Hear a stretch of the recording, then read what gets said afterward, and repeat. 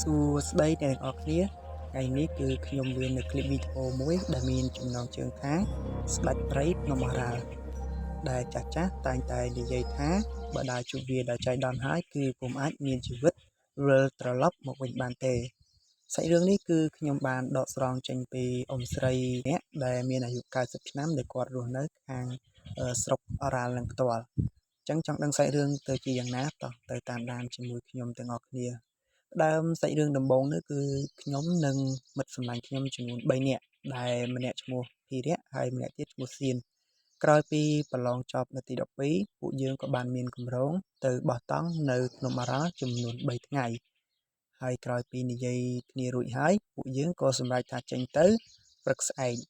ប៉ុន្តែដោយសារតែរអាក់រអួលការរៀបចំខ្លះពួកយើងក៏មិនបានចេញទៅពីព្រលឹមបែរជាដូរម៉ោងទៅជាម៉ោង4ល្ងាចវិញហើយក៏សម្រេចចិត្តថាទៅសម្រាកនៅឯស្រុកអរ៉ាល់ចំនួន1យប់សឹមធ្វើដំណើរបន្តទៅកាន់ភ្នំអរ៉ាល់តែម្ដងអញ្ចឹងបន្ទាប់ពីយើងចេញដំណើរទៅដល់ស្រុកអរ៉ាល់ពួកខ្ញុំក៏បានសម្រាកនៅទីនោះ1យប់ហើយសម្រេចចិត្តថាព្រឹកស្អែកនឹងចេញពីព្រឹកទៅកាន់ភ្នំអរ៉ាល់តែម្ដងនៅព្រឹកបន្ទាប់ពួកខ្ញុំក៏បានរៀបចំខ្លួនស្រស់ស្រូបអាហាររួចរាល់ជាការស្រេចហើយពួកយើងក៏បបួលគ្នាឡើងទៅភ្នំអរ៉ាល់ប៉ុន្តែមុននឹងឡើងនោះគឺយើងត្រូវធ្វើដំណើរឆ្ងាយគួរសមដែរចឹងហើយពួកខ្ញុំក៏បានជិះម៉ូតូយកទៅចាក់សាំងពេញដើម្បីធ្វើដំណើរទៅកាន់ភ្នំអរ៉ាល់នៅពេលដែលទៅដល់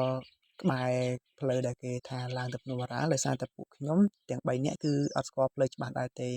គឺខ្ញុំមើលទៅតាម map ហើយនឹងសួរអ្នកភូមិតែប៉ុណ្ណោះនៅពេលដែលទៅដល់តំបន់នោះខ្ញុំក៏បានចូលទៅកាន់ផ្ទះអ៊ំស្រីម្នាក់ដែលគាត់ស្ថិតនៅភ្នំអរ៉ាល់នឹងឯងហើយខ្ញុំក៏បានសួរគាត់ដើម្បីចង់ដឹងពីព័ត៌មានខ្លះៗអំពីភ្នំអរ៉ាល់ដើម្បីងាយស្រួលក្នុងការធ្វើដំណើរហើយទីមួយនេះគឺយើងស្គាល់ផ្លូវច្បាស់ជៀសវាងការវង្វេងផ្លូវនៅក្នុងព្រៃភ្នំបន្ទាប់ពីគិតគ្នារួចហើយពួកខ្ញុំទាំង3នាក់ក៏ជម្រាបសួរទៅកាន់អ៊ំស្រីហើយសួរអ៊ំស្រីថាអ៊ំតើពួកខ្ញុំអាចសុំសួរព័ត៌មានខ្លះៗពីភ្នំអរ៉ាល់បានដែរអត់ហើយអ៊ំស្រីក៏ងាកមករកពួកខ្ញុំហើយគាត់ក៏បានតបវិញថាអត់អីទេក្មួយតើក្មួយចង់សួរអីហើយគាត់ក៏សួរភ្ជាប់មកវិញទៀតថាតើពួកក្មួយទាំង3នាក់ទៅណាដែរមានសាក់ដូមានអីនេះហើយពួកខ្ញុំក៏ប្រាប់ទៅអ៊ំស្រីតាមដំណើររឿងថាពួកខ្ញុំទាំង3នាក់គឺមានគម្រោងទៅបោះតង់លេងនៅលើភ្នំអរ៉ាល់ចំនួន3ថ្ងៃបន្ទាប់ពីឮពួកខ្ញុំនិយាយហើយទឹកមុខអ៊ំស្រីក៏ហាក់ជាមិនសូវជាស្រស់ហើយក៏និយាយមកវិញថា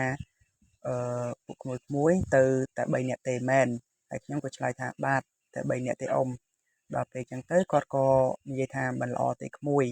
បើចង់ឡើងភ្នំអរ៉ាល់គឺត្រូវតែមានព្រានព្រៃដែលច្បាស់ខាងផ្លូវឲ្យច្បាស់ព្រោះអីភ្នំនេះមិនមែន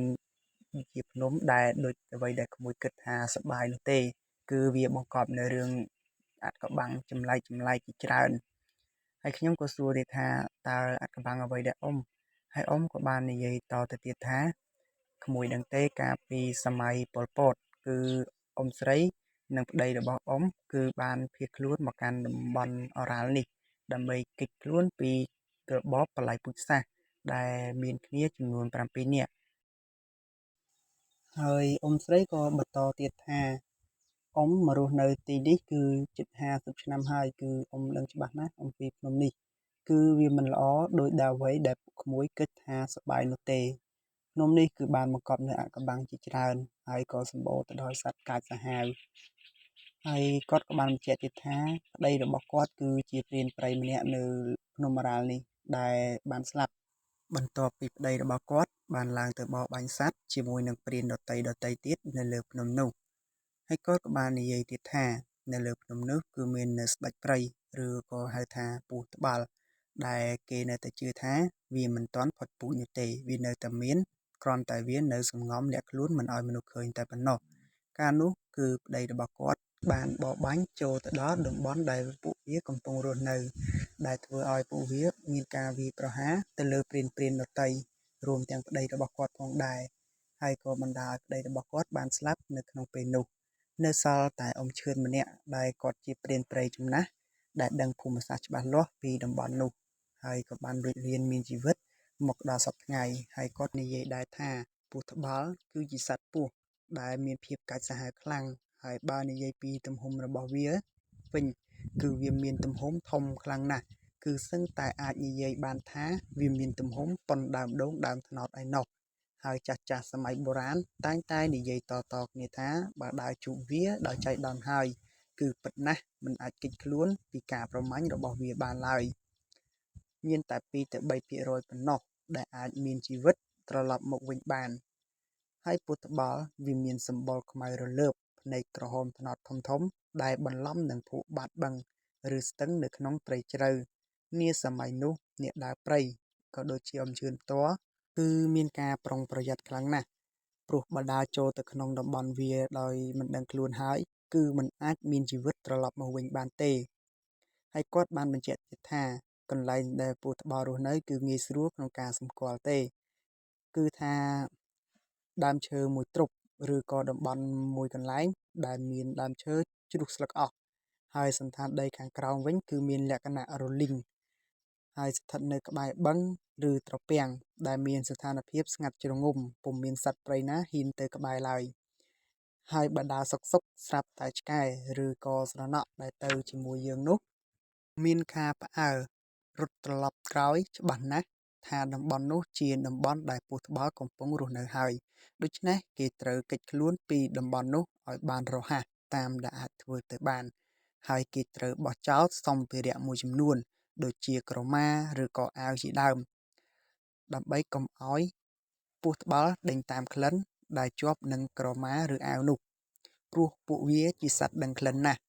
ពេលដែលមានសត្វឬមនុស្សចូលទៅតំបន់វានឹងវាយប្រហារភ្លាមហើយការវាយប្រហាររបស់វាគឺត្រឹមតែ2 ទៅ 3 នាទីប៉ុណ្ណោះហើយបើតាមចាស់និយាយតគ្នារហូតមកដល់បច្ចុប្បន្ននេះពស់ញីគឺថាមានមាឌធំជាងអាឈ្មោលទ្វេដងហើយពស់ឈ្មោលមានស្នែងដុះចែពីលើដែលសម្គាល់ថាជាសត្វឈ្មោលហើយពស់ប្រភេទនេះគឺមានលក្ខណៈកាចខ្លាំងនៅរដូវធ្លាក់ព្រៀងដើមឆ្នាំដែលជារដូវដែលវាបង្កើតកូនឬក៏ពេលដែលវាការកូនគឺវាកាចខ្លាំងណាស់ទោះបីជាយើងមិនបានចូលទៅតំបន់របស់វាក៏វាអាចមកវាយប្រហារយើងនៅតំបន់ផ្សេងបានដែរហើយវាសម្បូរខ្លាំងកាលពីសម័យអង្គរហើយគេជឿថានៅពេលបច្ចុប្បន្ននេះក៏មិនទាន់មានការដាច់ពូជនៃប្រភេទពស់នេះដែរដូច្នេះហើយមុននឹងធ្វើដំណើរទៅណាគឺត្រូវមានការប្រុងប្រយ័ត្នទុកជាមុនបើសិនជាជួបពួកវាគឺដូចថាអញ្ចឹងមិនអាចត្រឡប់មកវិញបានទេក្រោយពីនិយាយចប់អ៊ំក៏បានបញ្ជាក់ទៀតថាដោយសារតែអាចារ្យតែជាប្តីអ៊ំស្រីមិនស្ដាប់គាត់ទើបវាត្រចេះដើរទៅចូលក្នុងតំបន់ដែលស្ដេចព្រៃកំពុងរស់នៅដែលធ្វើឲ្យមានការវាយប្រហារហើយក៏ស្លាប់នៅទីនោះទៅស្ដាប់លោកអ៊ំរួចហើយពួកខ្ញុំទាំង3នាក់ក៏មានការស្រឡាំងកាំងជាខ្លាំងហើយក៏រារែកចិត្តដូចជាមិនចង់ទៅបោះតង់លើភ្នំរ៉ាល់វិញព្រោះខ្លាចដូចអ៊ំនិយាយមែនគឺពួកខ្ញុំប្រហែលជាគ្មានជីវិតត្រឡប់មកវិញបាននោះទេហើយគាត់បញ្ជាក់ទៀតថាពស់ត្បាល់គឺមានពិតមែនគ្រាន់តែពេលប្រាប់ទៅគឺគ្មានអ្នកណាជឿទេព្រោះពុំដែលឃើញមានវត្តមានរបស់ពស់ត្បាល់តែនៅសម័យគាត់គាត់នៅរស់នៅនឹងជាព្រានព្រៃគឺគាត់ជួបហើយគាត់ក៏បានដឹងពីពស់ត្បាល់នេះច្បាស់ណាស់ប៉ុន្តែក្មេងៗជំនាន់ក្រោយប្រាប់ទៅបែរជាមិនជឿហើយថាគាត់ក៏ហក់ទៅវិញក្រោយពីស្ដាប់ដំណើររឿងរបស់លោកអ៊ំដែលនិយាយមកពួកខ្ញុំទាំង3នាក់ក៏និយាយគ្នាបន្តិចហើយក៏សម្រេចចិត្តថាមិនទៅបោះតង់នៅលើភ្នំរ៉ាល់វិញព្រោះខ្លាចជួបគ្រោះថ្នាក់ដោយដែលលោកអ៊ំនិយាយព្រោះអីព្រៃភ្នំនេះគឺមិនមែនជាព្រៃតូចនោះទេគឺល្វឹងល្វើយហើយមិនដឹងថាក្នុងព្រៃនោះពោរពេញទៅដោយសត្វកាចសាហាវអ្វីខ្លះរៀបនឹងចេញដំណើរមកវិញអ៊ំប្រុសក៏បាននិយាយថាមិនអីទេក្មួយជ្រុលជាមកពីចម្ងាយហើយចាំអ៊ំជាអ្នកនាំផ្លូវក្មួយក៏បានដែរព្រោះអ៊ំស្គាល់តំបន់នេះច្បាស់ហើយស្គាល់ផ្លូវឡើងទៅកាន់ភ្នំរ៉ាល់ប្រហែលជាពុំមានបញ្ហាអ្វីកើតឡើងនោះទេស្ដាប់លោកអ៊ំហើយពួកខ្ញុំក៏និយាយគ្នាបន្តិចហើយក៏សម្រេចចិត្តថាអូខេទៅតាមអ៊ំក៏បានដែរព្រោះទី1នោះគឺមានលោកអ៊ំជាអ្នកនាំផ្លូវហើយគាត់ជាព្រានព្រៃហើយស្គាល់តំបន់នេះច្បាស់ប្រហែលជាពុំមានរឿងអីដូចគាត់និយាយមែននិយាយគ្នារួចហើយពួកខ្ញុំទាំង3នាក់គឺភិរៈនិងសៀនក៏បានរៀបចំអីវ៉ាន់ក៏ដូចជាអាហារមួយចំនួនដូចជាត្រីខកំប៉ុងពងទាតែនបាតង់សម្រាប់ដែលជាសម្ភារៈបោះតង់នឹងឯងបន្ទាប់មកយើងក៏រៀបចំ ស្ពាយសាក់ដូដើម្បីឡើងទៅកាន់ភ្នំអរ៉ាល់ព្រោះភ្នំអរ៉ាល់គឺមិនអាចជិះម៉ូតូឡើងបានទេគឺជាព្រៃភ្នំដែលមានដើមឈើរលំកាត់ផ្លូវចង្អេងចង្ងាងហើយខ្ញុំក៏បានផ្ញើម៉ូតូនៅផ្ទះអ៊ំស្រីហើយពួកយើងក៏ធ្វើដំណើរទៅកាន់ភ្នំអរ៉ាល់បានប្រហែលជា3ម៉ោងរួចមកមេឃក៏ចាប់ផ្ដើមងងឹតហើយយើងក៏សម្រេចចិត្តថានៅសម្រាប់ពាក់កណ្ដាលផ្លូវនេះមួយយប់សិនព្រោះភ្នំអរ៉ាល់ឡើង3ថ្ងៃទើបដល់កំពូលពួកយើងក៏បានរៀបចំបង្កាត់ភ្លើងហើយធ្វើម្ហូបដើម្បីបរិភោគជុំគ្នាហើយពួកយើងក៏បានសម្រានលក់ទាំងអស់គ្នាទៅនៅព្រឹកបន្ទាប់ពួកយើងក៏បានឡើងទៅដល់ភ្នំអរ៉ាល់ដែលពួកយើងធ្វើដំណើរតែ2ថ្ងៃទេប៉ុន្តែ3ថ្ងៃនោះគឺគេធ្វើបែបលក្ខណៈថាគេរ៉ូមែនទិកដើរលេងតាមព្រៃខ្លះតែសម្រាប់ពួកខ្ញុំគឺផ្ដោតទៅលើតែកំពូលភ្នំទេដល់ពេលចឹងទៅគឺដំណើរគឺរៀងលឿនគឺយើងធ្វើដំណើរតែ2ថ្ងៃកន្លះទេគឺដល់កំពូលតែម្ដងចឹងបន្ទាប់ពីមកដល់កំពូលពួកយើងក៏បានថតរូបលេងនៅទេសភាពស្អាតហើយពួកយើងក៏សម្រេចចិត្តថាបោះតង់នៅលើកំពូលភ្នំនេះ2យប់ដើម្បីជាការលំហែកាយបន្ទាប់ពីពួកយើងបានបញ្ចប់ការសិក្សាឆ្នាំទី12ហើយក៏ចង់នៅស្រូបយកនៅខ្យល់អាកាសបរិសុទ្ធស្ដាប់នៅសំឡេងធម្មជាតិដែលស្រស់ស្រទន់លាយឡំជាមួយនឹងសំឡេងចាប់ព្រៃចាប់ស្រុកយំជាច្រើននៅក្នុងព្រៃភ្នំបន្ទាប់ពីមកដល់លើកំពូលភ្នំប្រហែលជា1ម៉ោងកន្លះពួកយើងទាំង3នាក់រួមទាំងលោកអ៊ំ4នាក់ក៏បានរកកន្លែងរៀបចំបោះតង់ដើម្បីសម្រាននៅយប់នេះព្រោះអីព្រះអាទិត្យក៏កាន់តែជ្រេថ្ងៃជិតលិចទៅហើយ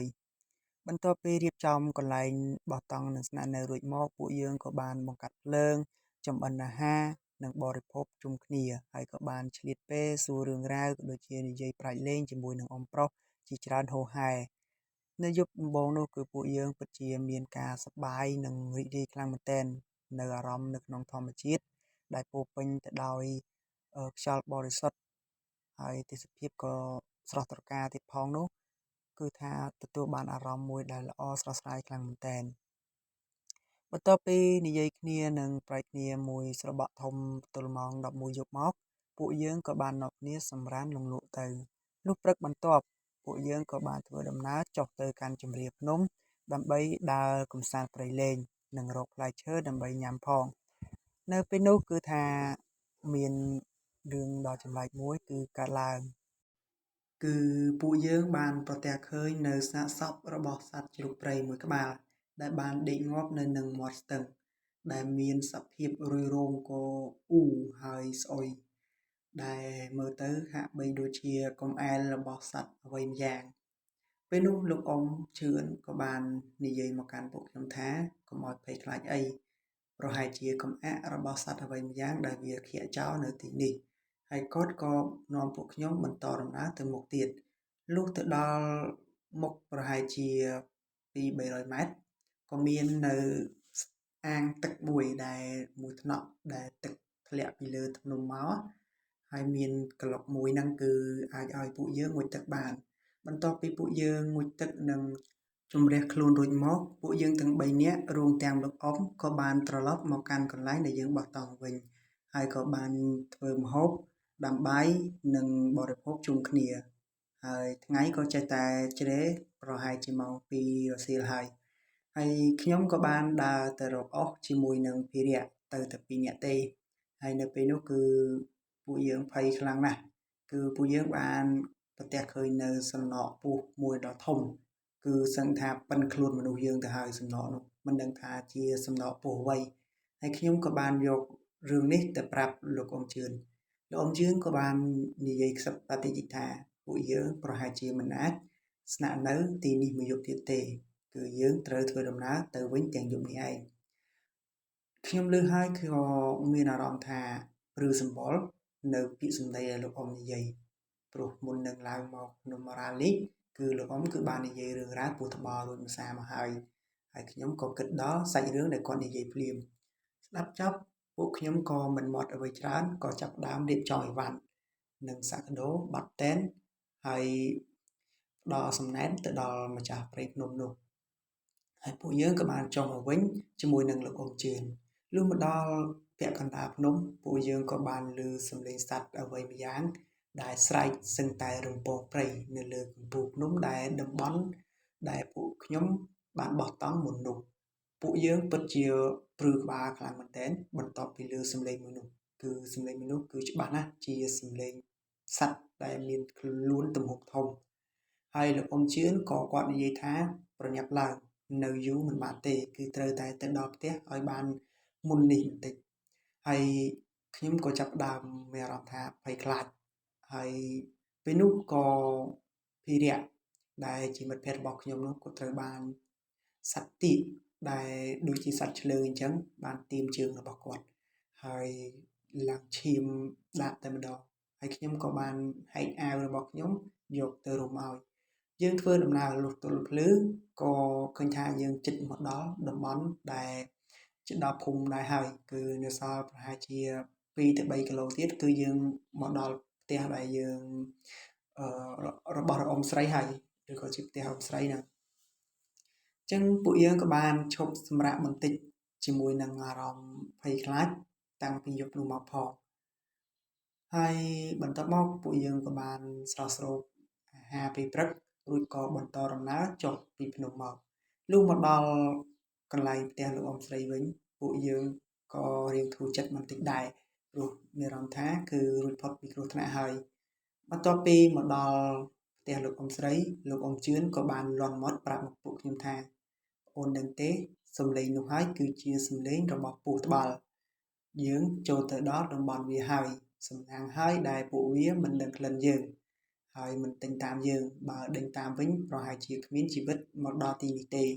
ពួកខ្ញុំឮហើយគឺមានអារម្មណ៍ថារៀងចាលមិនចង់ហ៊ានទៅភ្នំអរ៉ាល់ទៀតនោះទេព្រោះបានជួបផ្ទាល់នឹងពិតដោយដែលលោកអ៊ំនិយាយហើយក៏បានឃើញនៅកម្អាយជ្រូកព្រៃនោះតាមពិតទៅគឺពួកខ្ញុំសង្ស័យតាំងពីដំបូងមកម្លេះតាំងពីឃើញសាកសពសត្វជ្រូកព្រៃស្លាប់នឹងមកព្រោះមើលទៅគឺច្បាស់ណាស់ជាកុំអាករបស់សត្វពស់ព្រោះវាមានជាតិអន្តែយនៅជាប់នឹងខ្លួនហើយរុយរោមអ៊ូអញ្ចឹងហើយពួកខ្ញុំគឺភ័យខ្លាំងមែនទែនហើយក៏មិនអីដែរព្រោះនៅពេលនេះគឺពួកខ្ញុំបានមកដល់ផ្ទះលោកអ៊ំស្រីដែលជាកន្លែងមានសុវត្ថិភាព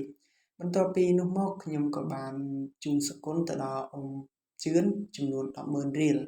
ដែលលោកអ៊ំបានជាអ្នកនាំផ្លូវនិងជូនពួកខ្ញុំទៅដល់កំពូលភ្នំហើយពួកខ្ញុំក៏បានលាពួកគាត់ធ្វើដំណើរមកកាន់ទីរួមខេត្តវិញហើយពេលមកដល់ទីរួមខេត្តបានសៀនដែលជាមិត្តរបស់ខ្ញុំគាត់ក៏បានធ្លាក់ខ្លួនឈឺហើយក៏យកគាត់ទៅកាន់មន្ទីរពេទ្យព្យាបាលអស់រយៈពេល1អាទិត្យគឺជំងឺរបស់គាត់គឺគ្រុនឈាមដែលពេទ្យពិនិត្យទៅគឺថាគាត់មានជំងឺគ្រុនឈាមតែខ្ញុំក៏មិនស្អីដែរដោយសារតែខ្ញុំគិតថាពួកយើងចូលព្រៃភ្នំឡើង3ថ្ងៃប្រហែលជាមូសឬក៏សត្វមូសដែលនៅក្នុងព្រៃនោះខាំទៅធ្វើឲ្យបានសៀនគ្រុនឈាមបែបនេះបន្ទាប់មកបានសៀនក៏បានចេញពីពេទ្យពួកយើងក៏បានត្រឡប់មកផ្ទះវិញហើយខ្ញុំក៏បានយករឿងនេះមកចងក្រងជាវីដេអូដើម្បីសម្រាយជូនឲ្យអ្នកគ្រប់គ្នាបានស្ដាប់ទាំងអស់គ្នាហើយរឿងនេះគឺជារឿងពិតដែលដកស្រង់ចេញពីអ៊ំស្រីម្នាក់អាយុ90ឆ្នាំនៅស្រុកអរ៉ាល់ខេត្តកំពង់ស្ពឺអញ្ចឹងរឿងនេះគឺមានតែប៉ុណ្្នឹងឯងគឺរឿងស្ដេចព្រៃភ្នំអរ៉ាល់ហើយគឺពួកខ្ញុំគឺបានជួបផ្ទាល់ពិតមែនតែជាសំណាងពួកខ្ញុំក៏បានមានរួចរានមានជីវិតមកដល់ពេលនេះដោយសារតែលោកអ៊ំជឿនជាអ្នកនាំផ្លូវហើយគាត់ជាអ្នកដើរព្រៃគាត់ដឹងច្បាស់ពីអ្វីដែលកំពុងតែកើតឡើងហើយគាត់ក៏សម្រួលស្ថានភាពឲ្យបានល្អលឿនបំផុតអញ្ចឹងវីដេអូនេះគឺមានតែប៉ុណ្្នឹងហើយបើសិនជាអ្នកទាំងអស់គ្នាស្ដាប់ហើយគិតថាវីដេអូនេះល្អកុំភ្លេចជួយចុច Subscribe និង Channel YouTube របស់ខ្ញុំម្នាក់មួយផងដើម្បីឲ្យខ្ញុំមានកម្លាំងចិត្តនឹងធ្វើវីដេអូសម្រាយពីរឿងចម្លែកផ្សេងៗទៀតសូមអរគុណសូមគោរពលា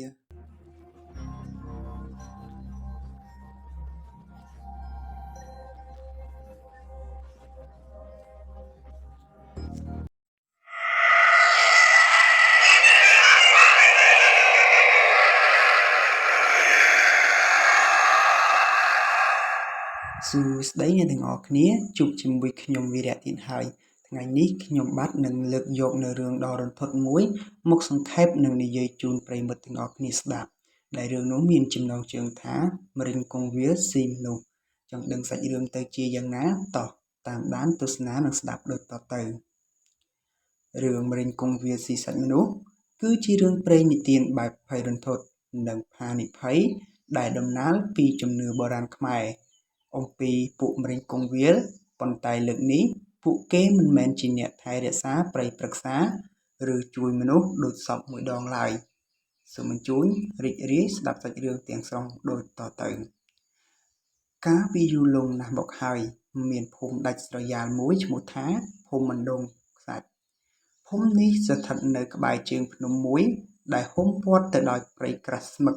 គ្មានពន្លឺថ្ងៃណាអាចចាំងចូលទៅដល់ដីឡើយអ្នកភូមិទាំងអស់តែងតែដាស់តឿនកូនចៅតៗគ្នាថាពេលព្រះអាទិត្យលិចបាត់ពីកំពូលភ្នំដាច់ខាតកុំឈានជើងចូលទៅក្នុងព្រៃខាងលិចនោះឲ្យសោះព្រោះទីនោះជាដែនដីរបស់ពួកម្រេចគង្វាលភ្នែកក្រហមជាទូទៅម្រេចគង្វាលគឺជាព្រលឹងវត្ថុស័ក្តិសិទ្ធិមានមាឌតូចៗដូចកូនក្មេងដែលចាំថែរក្សាសត្វព្រៃនិងជួយសង្គ្រោះមនុស្សពីការវង្វេងផ្លូវប៉ុន្តែសម្រាប់ព្រៃខាងលិចនៃអណ្ដូងខ្សាច់នេះវិញវាខុសស្រឡះម្រេចគង្វាលនៅទីនេះត្រូវបានគេនិយាយតៗគ្នាថាជាពួកព្រលឹងខ្មោចដែលស្រេកឃ្លានឈាមនឹងសាច់មនុស្សដោយសារតែធ្លាប់ត្រូវគ្រូមន្តអាគមខ្មៅម្នាក់សម្លាប់យកព្រលឹងមកចិញ្ចឹមកាលពីច្រើនរយឆ្នាំមុននៅក្នុងភូមិនោះមានយុវជនម្នាក់ឈ្មោះសុកគឺជាមនុស្សម្នាក់ដែលមិនសូវជឿលើរឿងព្រេងបុរាណឡើយគេជាមនុស្សក្លាហានតែងមានវិន័យនិងចូលចិត្តបរបាញ់សត្វជាខ្លាំងថ្ងៃមួយជិតដល់ពិធីបុណ្យភូមិទៅហើយសុកចង់រកសាច់សត្វធំដូចជាជ្រូកព្រៃឬប្រើសដើម្បីយកមកធ្វើម្ហូបជួបលៀងអួតអ្នកភូមិម្ដងគេបានបបួលមិត្តភក្តិជិតស្និទ្ធពីរនាក់ទៀតគឺដេតនិងកែវ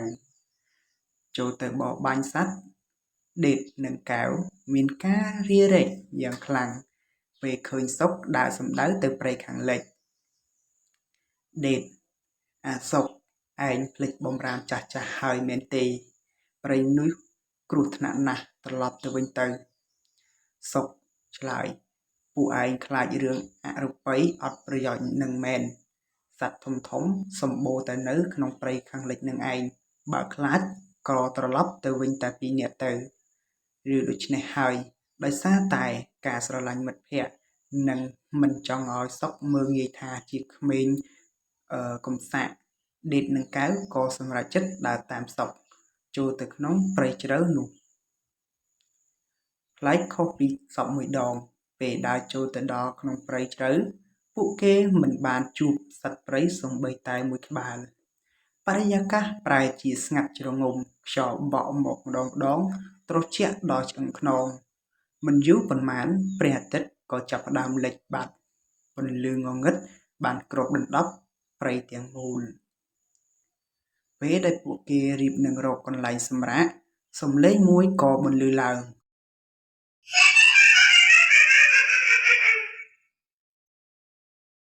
វាជាសំឡេងសើចក្អាកក្អាយរបស់ក្មេងៗជាច្រើននាក់ប៉ុន្តែវាក្រលួចនិងគួរឲ្យព្រឺរោមបំផុតកែវរន្ធត់រហូតលុតជង្គង់ដួលលើដីកែវសុកដេតឯងឮទេសំឡេងអីនឹងសុកក៏ឆ្លើយទោះបីជាភ័យបន្តិចមែនតែនៅតែរឹងរូសប្រហែលជាសត្វស្វាឬសត្វទីទុយសំឡេងទីដឹងកុំភ័យពេកសុកបានបញ្ចាំងកែវភ្នែកពិលទៅលើដី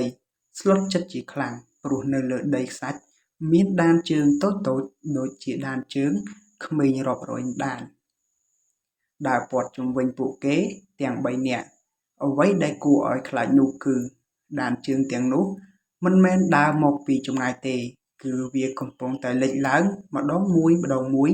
នៅលើដីដោយមិនឃើញរូបរាងមនុស្សទាល់តែសោះរំពេចនោះពន្លឺភ្លើងពណ៌ក្រហមដូចកងភ្នែករាប់សិបគូ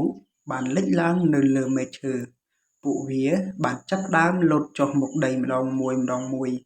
រូបរាងរបស់ពួកវាដូចជាក្មេងអាយុ5 ទៅ 6 ឆ្នាំ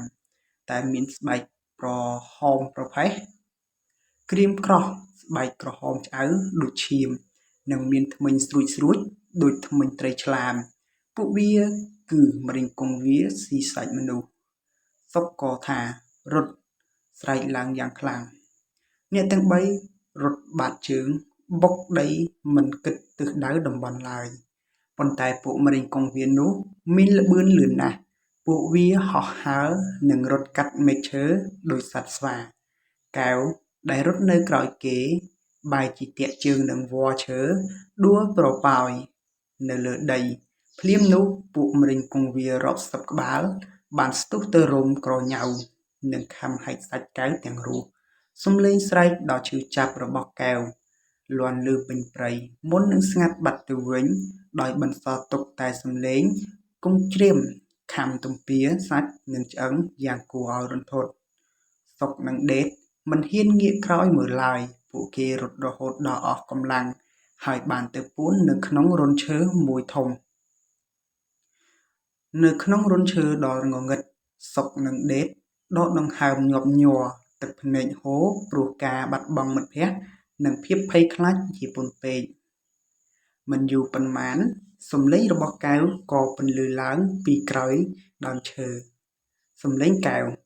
សុកដេតជួយអញផងអញរត់រួចហើយតែអញឈឺជើងណាស់ចេញមកជួយអញបង់រុំរបួសបន្តិចមកដេតឮដូចនោះក៏ត្រេកអរណាស់រៀបនឹងលូនចេញទៅក្រៅប៉ុន្តែសុកបានចាប់ដៃដេតជាប់សុកសង្កេតឃើញថាសំឡេងនោះទោះជាដូចកែវមែនប៉ុន្តែវានិយាយឡើងអណ្ដើននិងមានសំឡេងសើចលួចលាក់នៅពីក្រោយខ្នងសុកយកពិលបញ្ចាំងតិចតាមប្រហោងឈើទៅខាងក្រោយអ្វីដែលគេឃើញមិនមែនជាកែវឡើយប៉ុន្តែជាម្រេចគង្វាលមួយក្បាលកំពុងតែកាន់ក្បាលដាច់ចេញពីខ្លួនរបស់កែវហើយធ្វើចលនាមាត់នោះឲ្យនិយាយដើម្បីបោកបញ្ឆោតពួកគេដេតឃើញទិដ្ឋភាពនោះហើយក៏ទប់អារម្មណ៍មិនបានស្រែកឡើងយ៉ាងខ្លាំងដោយក្តីតក់ស្លុតសំឡេងស្រែកនេះបានធ្វើឲ្យពួកម្រេងគង្វាដឹងខ្លួនភ្លាមពួកវាបានចាប់ផ្ដើមយកដៃក្រញ៉ាំមុតស្រួចកោះខាត់ដើមឈើនោះក្រោបដើម្បីហែកដើមឈើចូលមកយកជីវិតអ្នកទាំងពីរដឹងខ្លួនថាគ្មានផ្លូវពួនទៀតឡើយសុកនិងដេតសម្រេចចិត្តកាន់កំបិតព្រៃនិងដំបងស្ទុះចេញមកក្រៅវាយប្រហាររបស់ពួកពៀដើម្បីរត់ទៅទិសខាងកើតដែលជាផ្លូវត្រឡប់ទៅភូមិវិញសុកបានវាយកាត់ក្បាលម្រេចគង្វា2ភ្នែកក្រហមបាន2ទៅ3ក្បាលប៉ុន្តែពួកវាមកច្រើនពេកដេតត្រូវបានពួកវាខាំចោលជើងនិងខ្នងរហូតដួលចុះមុននឹងត្រូវពួកវាស៊ីដេតបានស្រែកប្រាប់ថាសុកឯងរត់ទៅកុំគិតពីអញអីរត់ទៅប្រាប់អ្នកភូមិទៅសុកយំផងរត់ផងអាវដាច់រហែកខ្លួនប្រាណពេញដោយរបួសឈាមស្រោចខ្លួនពួកម្រេចគង្វាដេញតាមពីក្រោយខ្នងយ៉ាងខ្ជាប់ខ្ជួនដៃរបស់ពួកវារៀបនឹងចាប់ទាញជើងសុកទៅហើយប៉ុន្តែភ្លាមនោះពន្លឺព្រះអាទិត្យពណ៌មាសដំបូងនៃពេលព្រលឹមបានចាំងកាត់កំពូលភ្នំចូលមកដល់មាត់ព្រៃក្រេតក៏គ្រឹះពួកម្រេចគង្វាពេលត្រូវពន្លឺថ្ងៃពួកវាក៏ស្រែកយំយ៉ាងឈឺចាប់រួចក៏រលាយខ្លួនคล้ายជាផ្សែងខ្មៅហោះត្រឡប់ចូលទៅក្នុងព្រៃជ្រៅវិញបាត់អស់ទៅសុកបានសន្លប់នៅមាត់ព្រៃនោះរហូតដល់អ្នកភូមិមកជួយសង្គ្រោះទោះបីជាសុកអាចមានជីវិតត្រឡប់មកវិញមែនប៉ុន្តែគេបានបាត់បង់មិត្តភក្តិទាំងពីរនាក់យ៉ាងអាណោចអាថមហើយផ្លូវចិត្តរបស់គេត្រូវខ្ទេចខ្ទាំคล้ายជាមនុស្សវង្វេងវង្វាន់និយាយតែម្នាក់ឯងតាំងពីថ្ងៃនោះមកចាប់ពីពេលនោះមកគ្មានអ្នកភូមិអណ្ដូងខ្សាច់ណាម្នាក់ហ៊ានសំបីតែងាកមើលទៅព្រៃខាងលិចនោះទៀតឡើយហើយរឿងរ៉ាវរបស់ម្រេចគង្វាស៊ីមនុស្សក៏បានក្លាយជាមេរៀនដាស់តឿនដ៏រន្ធត់មួយសម្រាប់កូនចៅខ្មែរជំនាន់ក្រោយឲ្យចេះគោរពបម្រាមនិងមិនត្រូវមានចិត្តវិន័យបំពានជាតិធម្មជាតិឡើយ រឿងរ៉ាវនេះបានបញ្ចប់ដោយបរិបូរណ៍តើអ្នកមានអារម្មណ៍យ៉ាងណាដែរចំពោះសាច់រឿងបែបភ័យរន្ធត់មួយនេះសូមខមមិននៅខាងក្រោមសូមអរគុណសូមជម្រាបលាកុំភ្លេចចុច Subscribe Channel Admin ម្នាក់មួយផងសូមអរគុណ